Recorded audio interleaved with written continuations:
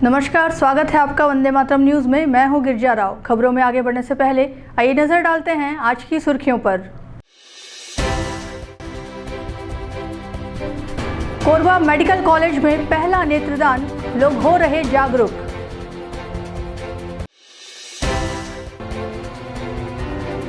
दीपका क्षेत्र में छत्तीसगढ़ी क्रांति सेना ने निकाली भोजली रैली।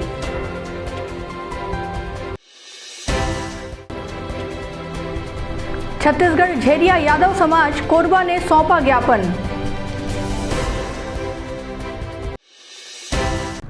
अब खबरें विस्तार से। कोरबा मेडिकल कॉलेज में रविवार को पहला नेत्रदान प्राप्त हुआ। यह नेत्रदान जांजगीर चांपा जिले के पचौरी गांव से हुआ, जहां 88 वर्षीय बुजुर्ग के निधन के बाद परिजनों की सहमति से कॉर्निया दान किया गया। डॉक्टरों की टीम ने रात में मौके पर पहुंचकर कॉर्निया निकालकर सिम्स में सुरक्षित रखा। मेडिकल कॉलेज में इससे पहले देहदान हो चुका है, लेकिन नेत्रदान का यह पहला अवसर है। नेत्र रोग विभाग की महिला डॉक्टरों की टीम ने यह सफल ऑपरेशन किया। भारत विकास परिषद के नेत्रदान देहदान कल्प प्रभारी ने बताया कि पिछले 2 साल से इस प्रक्रिया को शुरू करने की कोशिश हो रही थी। प्रचार प्रसार से लोग अब नेत्रदान को लेकर जागरूक हो रहे हैं। मतलब शब्द तो नहीं मिल रहे हैं, क्योंकि हम बहुत भावुक हो रहे हैं इस समय में, क्योंकि हमारी पूरी टीम का और मेडिकल टीम पूरी जितनी है, विशेषकर डॉक्टर जाटवर साहब जिन्होंने इस कार्य का प्रकल्प का बीजारोपण किया था, जीवन भर हम उनके आभारी हैं, क्योंकि ये काम कोरबा में नहीं हो रहा था।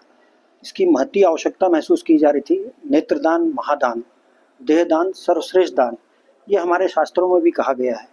इस परिकल्पना को लेकर भारत विकास परिषद ने एक मुहिम, एक प्रकल्प हाथ में लिया कि हम और संकल्प लिया कि इसको हम कार्य करेंगे। लगभग 2 साल के अथक प्रयास से आज इस लेवल पे पहुँचे हैं। और अभी सूचना मिली जिसमें हमारे मेडिकल टीम जितनी है, यहाँ HOD madam, Kujur madam, Yadumani madam, Jhangdi ji और अन्य पूरा मेडिकल स्टाफ का जिनका भरपूर सहयोग रहता है। और ये महिला सशक्तिकरण का एक और एग्जाम्पल है कि रात को 11 बजे समाचार मिलने के बाद हमारे प्रचार प्रसार के माध्यम से, भारत विकास परिषद के इस प्रचार प्रसार के कारण उनको ये जानकारी प्राप्त हुई कि उन्होंने डॉक्टर से संपर्क किया और हमारे डॉक्टरों की टीम, पूरी महिला टीम ने जाकर नेत्र आई रिट्रीवल जिसको बोलते हैं, उन्होंने किया। ये पहला आई डोनेशन कोरबा के भारत विकास परिषद के प्रयास से संभव हुआ है। और हम आह्वान करते हैं कि सारे लोग आए, आगे बढ़कर संकल्प पत्र लें, संकल्प भरें कि जिससे जो नेत्रहीन हैं, जिनको इस दुनिया को देखने का बहुत मन है लेकिन कुछ कारणों से नहीं हो पाता है, और कॉर्निया अभी इतनी एडवांस टेक्निक आ गई है कि एक कॉर्निया जो है वो एक ही नहीं, अब 3 तक देख सकते हैं। इतनी लेयर्स की उनकी टेक्नोलॉजी एडवांस आ गई। 2 आंख से कम 4 से 5 लोगों को भी लाभ मिल सकता है। ये हमारा प्रयास है। ये अभी हमारा एक प्रथम प्रयास है कि आई रिट्रीवल यहाँ शुरू हो गया है। आई बैंक के प्रयास हम सब लोग लगे हैं कि जो कॉर्निया हमारे क्षेत्र के लोगों का रिट्रीवल होता है उसको हमारे क्षेत्र के लोगों को लाभ मिले। और ये हमारी टीम है, डॉक्टर प्रियंका, डॉक्टर यदुनंदिनी और HC जागरे जी हैं जो सीनियर ऑप्थेल्मिक असिस्टेंट हैं। ये हमारी टीम थी और भी हमारे पीछे और भी टीम थे। तो कल रात को dean sir, respected dean sir और रिस्पेक्टेड MS सर के गाइडेंस में हम रात को 1 बजे जांजगीर चीपा ग्राम पचौली, वहाँ जाकर हम एक सक्सेसफुली कॉर्निया रिट्राइव किए हैं। और रिट्राइव करने के बाद में तत्काल इसे आई बैंक, जो नियरेस्ट आई बैंक होता है सिम्स, वहाँ पर हमें तत्काल भेजा गया है वहाँ पर, जो आगे के प्रोसेस के लिए ट्रांसप्लांट है। जी, वो हम जो डोनर थे स्वर्गीय पीला दाऊ सतनामी और 88 ईयर मेल थे, और बस थे। और उनकी जो डेथ हुई थी, एक नेचुरल डेथ हुई थी, उसके बाद में तुरंत हमारे पास पचौरी, जांजगीर चांपा। हाँ, मान सकते हैं पहला नेत्रदान है, क्योंकि जो नियमतः जो हम लोग करते हैं कार्य, उसके अनुसार ये पहला योगदान है। देहदान तो बहुत लोगों ने किया है यहाँ पे। नेत्रदान के इस प्रयास में हमारे मेडिकल कॉलेज के जो नेत्र रोग विभाग है उसका बहुत बड़ा योगदान है। उसमें मैं doctor Manikaran Kujur, doctor Yadunandini Singh, doctor Priyanka Ekka और SC जांगड़े जी जो हमारे ऑप्थेल्मोलॉजिक असिस्टेंट है, इनका बहुत बड़ा योगदान है। इनके द्वारा ही जांजगीर चांपा में जाकर नेत्र को मृत शरीर से निकालकर सही जगह पहुंचाया, जैसे कि हमारा सिम सेंटर है वहां पे पहुंचाया गया। इसके लिए मैं पूरी टीम को बधाई देता हूं और ऐसे ही काम करने की उनको प्रेरणा देता हूं। जिसमें मैं आप लोगों को बताना चाहूँगा कि पूरी टीम जो है फीमेल थी, महिला। तो ये एक भारत के लिए बहुत ही उज्जवल भविष्य है, महिला सशक्तिकरण होने जा रहा है और महिलाओं का जो योगदान है इसके लिए हम सभी को, समाज वालों को बधाई देना चाहिए। जैसा कि हमारा प्रयास रहा है कि मेडिकल कॉलेज कोरबा और भारत विकास परिषद के सहयोग से नेत्रदान और मृत्युदान के बाद में देहदान कार्यक्रम का जो हमने आरंभ किया था, उसका कल रात को मुझे 11 बजे फ़ोन आया था कि हमें नेत्रदान करना है करके। तो हमने मेडिकल कॉलेज कोरबा से टीम भेजी गई, वहाँ से फिर आई को रिमूव करके वापस फिर बिलासपुर हम लोगों ने भिजवाया है। उसी प्रकार देहदान भी उनका आया है हमारे कॉलेज में, जो एक बहुत ही महत्वपूर्ण योगदान है भारत विकास परिषद और हमारे चिकित्सकों का। और हम कोशिश करते रहेंगे कि ऐसा हम लोग मदद कर पाए। नमामि हसदेव सेवा समिति द्वारा कोरबा जिले की जीवनदायिनी हसदेव नदी के प्रदूषण को कम करने, संरक्षण करने और तट के सौंदर्यीकरण के लिए दर्री बांध से कुदुरमाल पुल तक हसदेव नदी के दोनों किनारों पर रिवर फ्रंट का निर्माण करवाने हेतु श्रावण पूर्णिमा 9 अगस्त 2025 से अश्विन पूर्णिमा 7 अक्टूबर 2025 तक हस्ताक्षर अभियान चलाया जाएगा, जिसका शुभारंभ हसदेव तट मां सर्वमंगला घाट पर ठाकुर जुड़ावन सिंह, उपाध्यक्ष विद्या भारती मध्य क्षेत्र, नान्हीदास दीवान, अध्यक्ष छत्तीसगढ़ शिक्षक महासंघ और डॉक्टर नागेंद्र नारायण शर्मा, अध्यक्ष आयुष मेडिकल एसोसिएशन कोरबा द्वारा हस्ताक्षर किया गया। हसदेव सेवा समिति द्वारा प्रत्येक मास की पूर्णिमा को मां सर्वमंगला घाट कोरबा में हसदेव आरती की जाती है। हमारे एक मुनि जो थे प्रतिदिन अमरकंटक स्नान के लिए जाते थे, नर्मदा मैया के चरणों में प्रतिदिन वो जाते थे। उनको सिद्धि भी थी, परंतु माँ ने कहा कि बेटा तू रोज रोज इतना कष्ट क्यों उठाता है, मैं तुम्हारे आश्रम के पास ही आ जाती हूँ।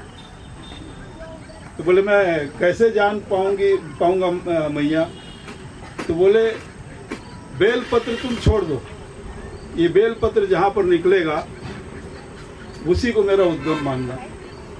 तो अमरकंटक का जो पावन तीर्थ है, नर्मदा का उद्गम है, उसका एक सहयोगी के रूप में ये जो कोटा करगी के पास बेलपान है, जहाँ मेला लगता है हर साल, वो बेलपान इसीलिए नाम पड़ा कि बेलपत्र वहाँ पर उस जो माता का उद्गम है वहाँ पर जो निकला उनके आश्रम के पास।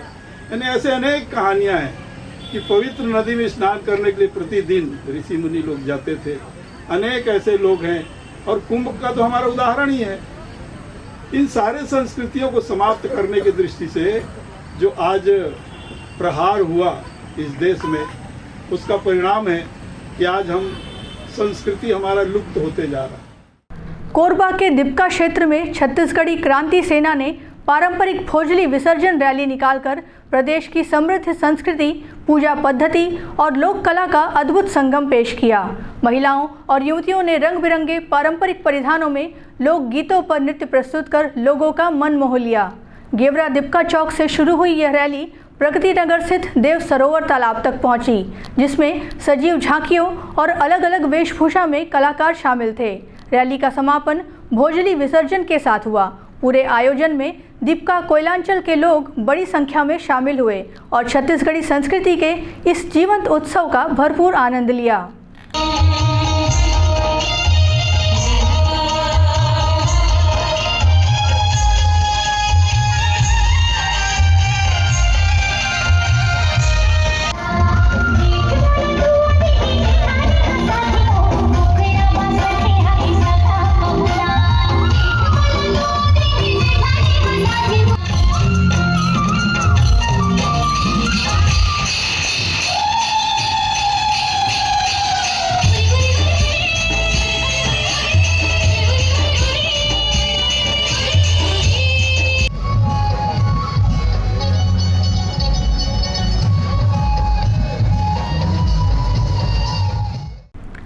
छत्तीसगढ़ झेरिया यादव समाज कोरबा के सदस्यों ने छत्तीसगढ़ में रावत उपनामधारी यादव समाज के सभी वर्गों को केंद्र की ओबीसी सूची में शामिल कराने कलेक्ट्रेट कार्यालय में ज्ञापन सौंपा।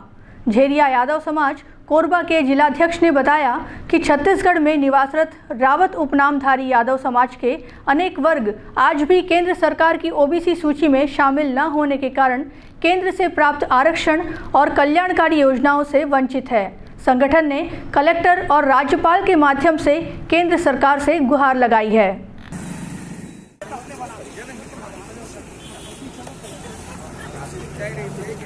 ये मांगे है कि हम लोग के यादव में अलग अलग ग्रुप में जैसे रावत लिखते हैं, राउत लिखते हैं, अहिर लिखते हैं, ठेठवाल लिखते हैं, उसी तरीक़ा से हर उपवर्ग जितने भी यादव हैं, कनौजिया है, झेरिया है, अठौरिया है, देसहा है, इसी प्रकार का 12 ठो हम लोग का यदुवंशियों का जात है, जिसमें रावत जात को केंद्र सरकार के पिछड़ा वर्ग का जो सूची बना हुआ है आरक्षण और उसका योजना का लाभ नहीं मिल पा रहा है। इसी तहत में हम लोगों का सरकार से मांग रहेगा और हम लोग कलेक्टर ऑफिस आए थे, राज्यपाल और मुख्यमंत्री के नाम से ज्ञापन देने के लिए उनके हाथों वहां पहुंच जाए और उनके मार्फत से केंद्र सरकार को भी ये पत्र जाना है और केंद्र में हम लोगों को रावत जिनके बच्चे को, चाहे हमारा भी जाति प्रमाण पत्र बना है, उसके तहत में रावत जाति को अनुसूचित इसमें पिछड़ा वर्ग के सूची में नहीं लिया गया है और हमारे बच्चे किसी भी प्रकार के सरकार के योजना से वंचित हैं। तो हम चाहते हैं सरकार से कि रावत जाति को भी पिछड़ा वर्ग के सूची में जोड़ा जाए ताकि पूरे देश भर में जैसे केंद्र का लागू हो जाता है तो जितने भी केंद्र सरकार के योजना है, आरक्षण नीति की जो चल रही है उसका लाभ मिले। तो अभी रावत किसमें, जनरल में आ रहे हैं? अभी नहीं, हम लोग तो यहाँ पिछड़ा वर्ग में ही है, मगर सरकार की क्या मंशा है वो तो हम लोगों को मालूम नहीं है।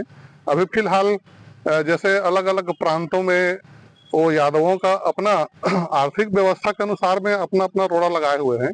तो यहाँ छत्तीसगढ़ और मध्य प्रदेश शुरू से ही जब देश आजाद हुआ तो ये क्या है, आदिवासी अंचल है, पूरा प्रदेश में जंगल का ज्यादा रकबा है ना। उसी के तहत में यहाँ के जो बासिंदा यादव हैं उन लोग का आर्थिक स्थिति तो कमजोर है और हमारी जो देश में संविधान बना तो जो गरीब तबका के थे, जो निचला वर्ग के थे, उनको एक बार उठाने के लिए संविधान बना है और उसमें आरक्षण नीति लाया गया। तो कहीं कहीं पर हमारे जाति का, समुदाय का कहीं पर छूटा है, कहीं पर लागू है, मगर छत्तीसगढ़ में केंद्र यहाँ तो लागू है छत्तीसगढ़ में, मगर केंद्र का जो पिछड़ा वर्ग का जो सूची है उसमें रावत जाति का उल्लेख नहीं है और उसको इसीलिए ही हम लोग प्रयास कर रहे हैं कि जिस तरह से आपको मालूम होगा कुछ दिन पहले देवांगनों लोग में ऐसे हुआ था और कुछ आदिवासियों में भी हुआ था, तो अपने अपने उनके मुखिया द्वारा केंद्र सरकार में उन्होंने अपना जाति का इस पिछड़ा वर्ग में सूची में दर्ज करवा लिए हैं और उनके बच्चों को और उनके सभी समुदायों को ये लाभ मिल रहा है। हम लोग वंचित हैं, तो हम चाह रहे हैं सरकार से कि ये रावत जाति को भी पिछड़ा वर्ग सूची में शामिल करे ताकि आने वाले दिन में हमारे बच्चों को सरकार के जितने भी योजना हैं और आरक्षण नीति है उसमें हमको भी लाभ मिले। हमारा जो रावत जाति है छत्तीसगढ़ में जो है पिछड़ा वर्ग में सरल क्रमांक 1 में समाहित है, लेकिन केंद्र सरकार में हमारा जो रावत है वो जो है जनरल में है। इसलिए हम लोग अभी कलेक्टर साहब के माध्यम से आवेदन देने आए हैं और जो है जो रावत जाति को केंद्र सरकार के सेंट्रल का जो जाति है उसमें ओबीसी में जोड़ा जाए। इस मांग को लेकर हम सभी यादव समाज यहाँ एकत्रित हुए हैं। भाद्रपद यानी भादो मास 10 अगस्त से शुरू होकर 7 सितंबर तक रहेगा। इस दौरान वर्षा ऋतु में नमी और गंदगी से मच्छर मक्खियों और संक्रामक रोगों का खतरा बढ़ जाता है। आयुर्वेदाचार्य डॉक्टर नागेंद्र नारायण शर्मा ने बताया कि इस माह में पाचन शक्ति कमज़ोर हो जाती है और बीपी के मरीजों को विशेष सावधानी बरतनी चाहिए। उन्होंने कहा कि भादो मास में दही, छाछ, पत्तेदार सब्जी, गुड़, मांस, मदिरा, कच्चा सलाद और बासी भोजन से परहेज करें। तुलसी पत्ता, अदरक, घी, पुराने अनाज, खिचड़ी, लौकी, परवल जैसे सुपाच्य गर्म भोजन का सेवन करें। जीवन शैली में स्वच्छता, मच्छरदानी का उपयोग, भीगने से बचाव और सीलन वाले स्थानों से दूर रहना जरूरी है। अभी भाद्रपद मास का प्रारंभ 10 अगस्त से हो गया है, जो 7 सितंबर तक रहेगा। आयुर्वेद में प्रत्येक मास में आहार विहार का विशेष वर्णन किया गया है, जिसको अपनाकर हम स्वस्थ रह सकते हैं। वैसे ही भादो मास में भी विशेष तरह के आहार विहार का वर्णन है, जिसे हम सबको अपनाना चाहिए। भादो मास चूँकि वर्षा ऋतु का समय होता है, इसमें वातावरण में नमी रहती है, जिसके कारण से हमारे शरीर में वात दोष प्रकोपित हो जाता है। तो हमें वातवर्धक आहार का सेवन नहीं करना चाहिए। इस मौसम में नमी के कारण से जगह जगह गंदगी कीचड़ हो जाता है, जिससे मक्खी, मच्छर, कीट आदि जीव जंतु ज़्यादा पनपते हैं, जिसके कारण से संक्रामक रोग होने की संभावनाएं ज़्यादा बढ़ जाती हैं। इस सब के कारण से भूख नहीं लगना, अरुचि, गैस, एसिडिटी और दस्त, इस तरह की समस्या, बुखार, सर्दी, खांसी, इस तरह के संक्रामक रोगों की समस्याएं बढ़ जाती हैं। तो हमें अपनी साफ़ सफाई पर विशेष ध्यान देना चाहिए, जल के प्रयोग पर विशेष ध्यान देना चाहिए। जल को उबालकर और छानकर ही प्रयोग करना चाहिए इस माह में विशेष रूप से। और इस माह में विशेष रूप से खान पान पर ध्यान देना चाहिए, क्योंकि इस माह में नमी के कारण से हमारी जठराग्नि जो है वो मंद हो जाती है, जिसके कारण से हमको हल्का और सुपाच्य भोजन करना चाहिए, जैसे लौकी, परवल, तरोई आदि सब्जियों का प्रयोग करना चाहिए। खासकर इस माह में कच्ची सब्जियों से परहेज करना चाहिए। जो भी आप कच्चे खाद्य पदार्थों और कच्ची चीज़ों से परहेज करना चाहिए, उसे उबालकर और पकाकर ही उपयोग करना चाहिए। इस माह में दही का सेवन, दही, छाछ और पत्तेदार सब्जियों का सेवन निषेध बताया गया। विशेष रूप से दही का सेवन इस माह में नहीं करना चाहिए, इससे पाचन संबंधी समस्याएं, आंतों की समस्याएं हो सकती है, तो इस बातों का ध्यान रखना चाहिए। कच्चे खाद्य पदार्थों, पत्तेदार सब्जियों आदि का सेवन नहीं करना चाहिए। साथ में इस माह में तुलसी दल का सेवन विशेष लाभकारी होता है। तुलसी दल के साथ अदरक, तुलसी दल और अदरक को पानी में उबालकर या अन्य काढ़ा बनाकर इसका उपयोग करें, तो ये स्वास्थ्य के लिए लाभकारी होता है, जो कि हमारे संक्रामक रोगों से हमारे शरीर की रक्षा करता है। इस तरह से छोटे छोटे उपायों को अपनाकर हम भाद्रपद मास में स्वस्थ रह सकते हैं, प्रसन्नचित्त रह सकते हैं, आनंदित रह सकते हैं। कुसमुंडा वार्ड नंबर 23 के पार्षद और बीजेपी नेता दिलीप दास पर एक और गंभीर आरोप लगा है। एससीसीएल कर्मचारी की मां ने पुलिस को शिकायत देकर बेटे को जान से मारने की धमकी और घर से सोना गायब करने का आरोप लगाया। आरोपों में बहू के साथ अवैध संबंध, 20 लाख की डिमांड और पूरे परिवार को बर्बाद करने की धमकी भी शामिल है। पीड़िता ने सुरक्षा और सख्त कार्रवाई की मांग पुलिस से की है। थाना में रिपोर्ट लिखवाने आई थी मैं सर।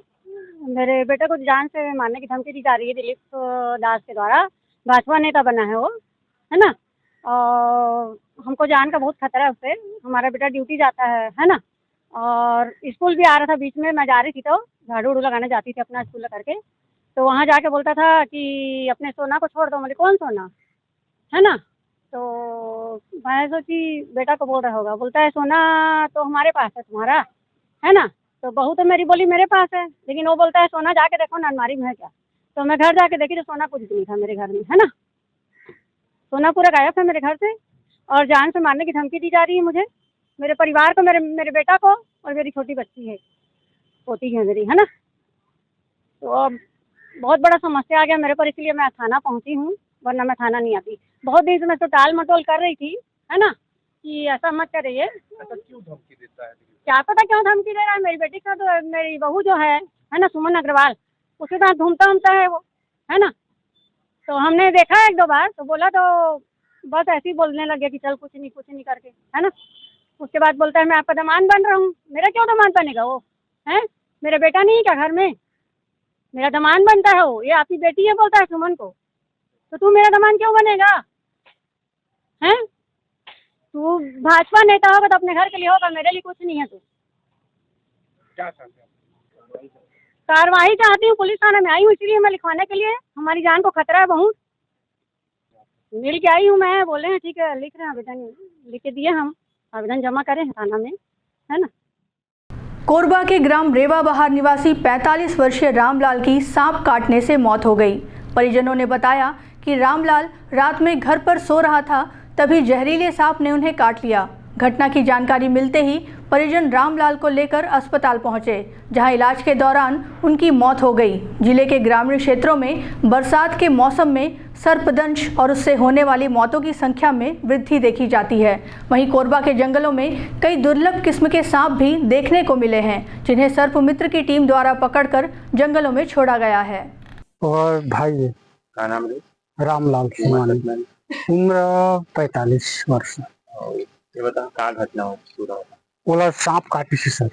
कब की घटना? आज रात के। तो कैसे सोरिश तब काटे? हाँ, सोरिश तब काटे हैं।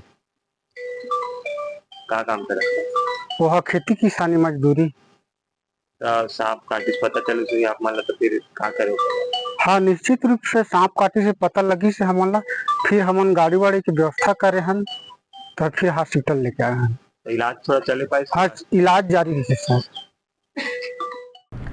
छत्तीसगढ़ के कोरकोमा गांव में फूड पॉइजनिंग से तीसरी मौत हो गई है। यह मामला 31 जुलाई का है, जब कुछ ग्रामीण मुर्गा भात खाने के बाद बीमार पड़ गए थे। इलाज के दौरान 2 लोगों की पहले ही मौत हो चुकी थी, जबकि तीसरे ने मंगलवार को दम तोड़ दिया। परिजनों का आरोप है कि तीनों की मौत जहरीला शराब पीने से हुई। परिजनों ने कहा कि परिवार की एक महिला ने शराब में जहर मिलाया था। हालांकि पुलिस का कहना है कि सभी ने मुर्गा भात खाया था और मौत का कारण फूड पॉइजनिंग है। पहले 2 जन के मृत्यु हुए, मोर बाबा दाई के और मोर पति के। आज का मृत्यु है? आज मोर पापा के हो गए। अच्छे बता कैसे मृत्यु हुई थी? ओमन के दारू पिए से हो है। कौन सा दारू पिए रही? घर में बना रही हमार डोकरी दही है दारू। हाँ।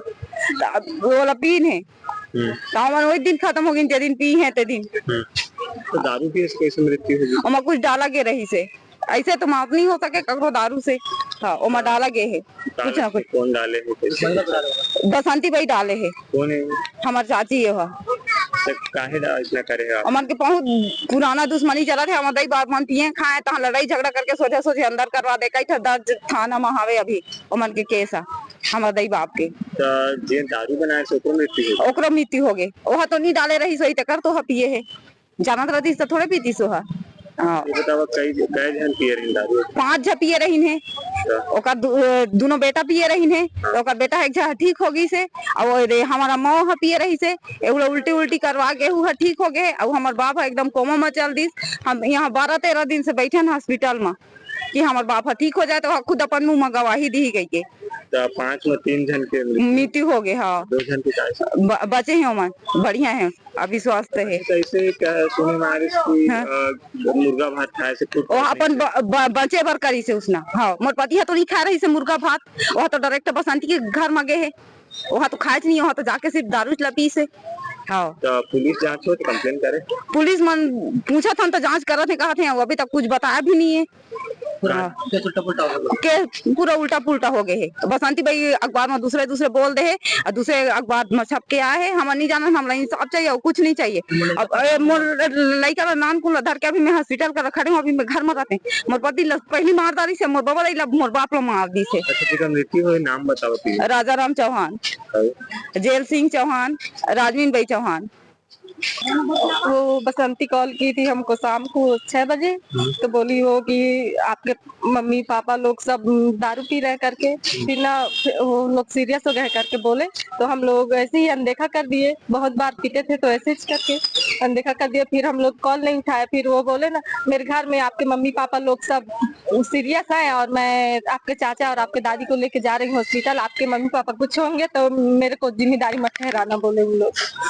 और वो बोले अभी बोल रहे हैं मीडिया में बोल रहे हैं कि मुर्गा भात है करके, लेकिन मुर्गा भात में नहीं है। वो खुद बोली मेरे को कि आपके दादी ना दारू बनाई थी उसमें ना कुछ खा करके उसी को पिए, फिर सीरियस हो है बोले बसंती भाई। दादी मतलब जो खत्म हो? हाँ, खत्म हो गई है वो। क्या इन लोग पहले भी शराब वगैरह बनाते थे? हाँ, पहले बनाती थी, बहुत दिनों से बना रही थी, लेकिन ऐसा कुछ नहीं हुआ था, इसी बार हुआ है। क्या लगता है उसमें जानबूझ करके? अब जानबूझ करके डाले होंगे, इतना दिन में तो नहीं हुआ। सब पीते थे बनाते थे, तो बहुत दिन हो गए हैं इसको।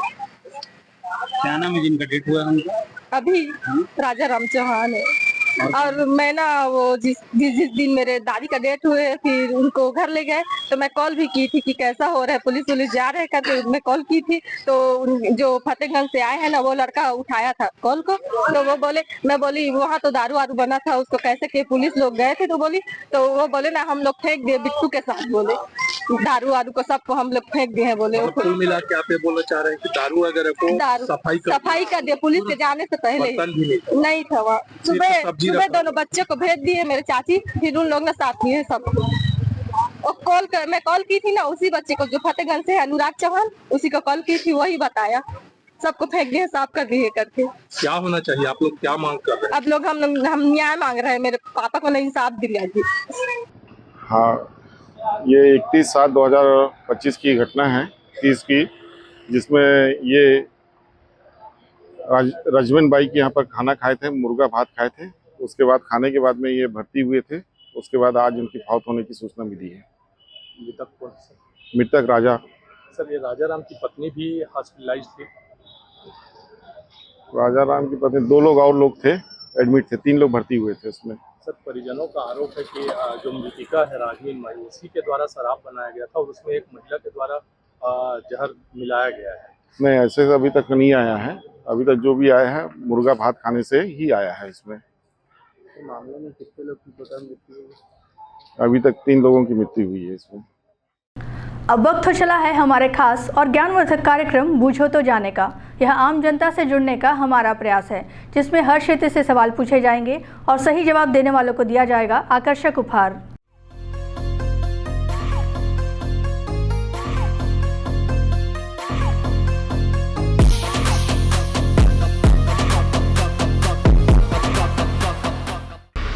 नमस्कार दर्शकों, आप सभी का स्वागत है आपके पसंदीदा कार्यक्रम पूछो तो जाने में। आज का हमारा सवाल है कि केरल से आया टेंगू काला, 4 कान और टोपी वाला। आज के हमारे विजेता को दिया जाएगा फिजिक्स वाला कोचिंग इंस्टीट्यूट की ओर से आकर्षक उपहार। तो आइए चलते हैं दर्शकों के बीच और जानते हैं आज के सवाल का जवाब। केरल से आया टेंगू काला, 4 कान और टोपी वाला। केरल से आया टेंगू काला, 4 कान और टोपी वाला। इमली? नहीं, गलत जवाब। केरल से आया टिंकू वाला, फिर एक बार बोलेंगे, रिपीट करेंगे। केरल से आया टिंगू काला, 4 कान और टोपी वाला। सॉरी। ठीक, कोई बात नहीं। आप कोरबा वासियों को मैसेज देना चाहेंगे? सेफ रहें, गाड़ी अच्छे से चलाएं, ट्रैफिक का थोड़ा ध्यान रखें बस। बिल्कुल, धन्यवाद। केरल से आया टिंगू काला, 4 कान और टोपी वाला। एक बार और क्वेश्चन। केरल से आया टिंगू काला, 4 कान और टोपी वाला। 4 कान टोपी वाला, ये तो नहीं पता है। ठीक, कोई बात नहीं। आपको पता है? मेरे को भी नहीं पता यार, बहुत लग। ठीक है, कोरबा वासियों को मैसेज देना चाहोगे? किसको? कोरबा वासियों को मैसेज देना चाहोगे? नहीं, क्या नहीं, अभी कुछ नहीं। Thank you. केरल से आया टिंगू काला, 4 कान और टोपी वाला। बोलना क्या है? पहेली है, इसका आंसर देना है आपको। एक बार फिर से पूछिए। केरल से आया टिंगू काला, 4 कान और टोपी वाला। नहीं पता। कोई बात नहीं। आप कोरबा वासियों को मैसेज देना चाहोगे? अपने दोस्तों को कोई मैसेज देना चाहोगे? All the best. बिल्कुल बिल्कुल, थैंक यू। केरल से आया टिंगू काला, 4 कान और टोपी वाला। समझ नहीं आया। पहेली है, केरल से आया टिंगू काला, 4 कान और टोपी वाला। क्या होता है? ठीक, कोई बात नहीं, धन्यवाद। केरल से आया टिंगू काला, 4 कान और टोपी वाला। केरल से आया टिंगू काला, 4 कान और टोपी वाला। नहीं पता। आपको पता है? डोसा है क्या? क्या? डोसा? डोसा तो नहीं। तू काला सोचो।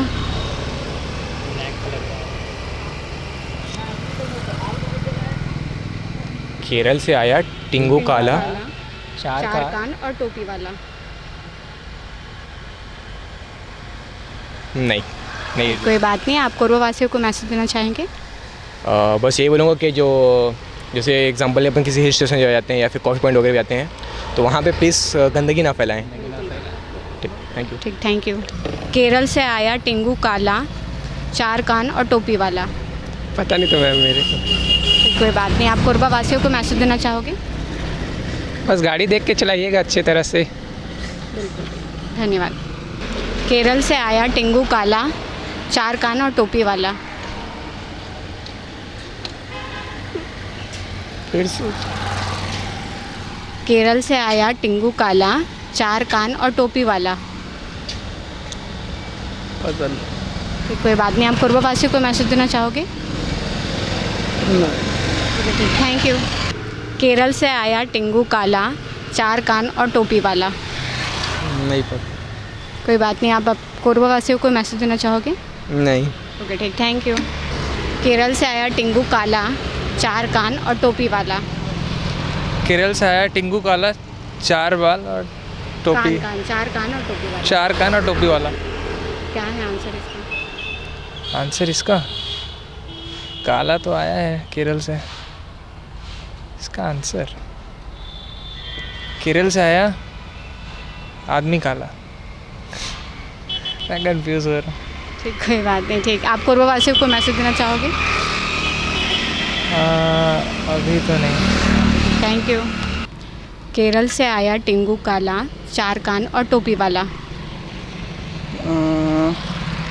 लॉन्ग। आप श्योर हैं? हाँ श्योर। बिल्कुल सही जवाब दिया है आपने। आपका नाम क्या है? नीरज चौहान। आपको दिया जाता है फिजिक्स वाला कोचिंग इंस्टीट्यूट की ओर से आकर्षक उपहार। कैसा लग रहा है जीत के? अच्छा लग रहा है। कोरबा वासियों को मैसेज देना चाहोगे? हाँ, बस इतना बोलूँगा कि जो करो दिल से करो, सब अच्छा होगा। Thank you. आज का हमारा सवाल था कि केरल से आया टेंगू काला, 4 कान और टोपी वाला, जिसका सही जवाब है लॉन्ग। आज के हमारे विजेता रहे हैं नीरज चौहान, जिन्हें दिया गया है फिजिक्स वाला कोचिंग इंस्टीट्यूट की ओर से आकर्षक उपहार। आज के लिए बस इतना ही। कल फिर मिलते हैं एक नए सवाल और जवाब के साथ। बन रहे वंदे मातरम न्यूज़ के साथ। तब तक है नमस्कार। खबरों का सिलसिला यूं ही जारी रहेगा। देखते रहिए वंदे मातरम न्यूज़। मिलते हैं अगले बुलेटिन में, तब तक के लिए नमस्कार।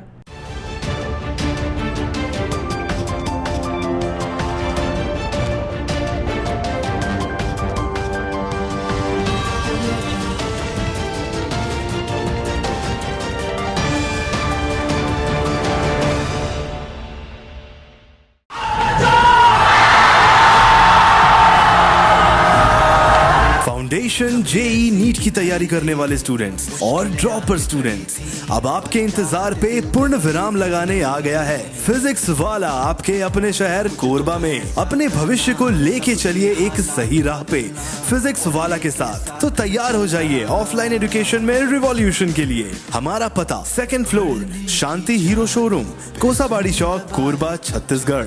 फिजिक्स वाला विद्यापीठ पाठशाला, पढ़ लो चाहे कहीं से, मंजिल मिलेगी यहीं से। Session 2024 and 25 admissions open for JEE, NEET and Foundations from classes 8th to 12th and droppers। अधिक जानकारी के लिए आप इस हेल्पलाइन नंबर पे कॉल कर सकते हैं 7880189145। Happy learning. Siddhi Vinayak hospital, a unit of orthopaedic surgery and trauma management. अब हड्डियों से संबंधित रोगों के उपचार के लिए कहीं और जाने की जरूरत नहीं। जटिल एवं असाध्य रोगों का सफल इलाज अब आपके अपने शहर में। घुटने व कूल्हे के जोड़ों का प्रत्यारोपण, जटिल फ्रैक्चर एवं जोड़ों का सफल ऑपरेशन, गठियावाद व जोड़ों के दर्द का उपचार, टेढ़ी मेढ़ी हड्डियों का बेहतर इलाज, हड्डियों की जन्मजात विकृतियों का उपचार।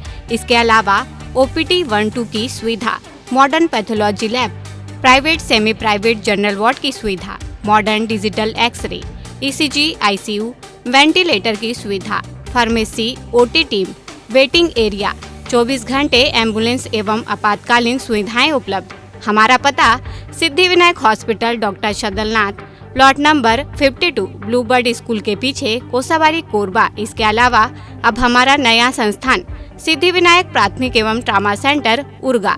इस केंद्र में फार्मेसी, एक्सरे, पैथोलॉजी व आपातकालीन चिकित्सा सुविधा उपलब्ध है। तो संपर्क करें। Mobile number 9993000683। 9109488443 कोरबा के लिए 8120195179 उर्गा के लिए। हेलो फ्रेंड्स, दोस्तों अगर आप भी अब 2025 में अपने घर में 3 किलोवाट यानी कि 3000 वाट का कंप्लीट सोलर सिस्टम लगवाने का प्लान कर रहे हैं या फिर लगवाने जा रहे हैं, तो आप 100% सही डिसीजन ले चुके हैं।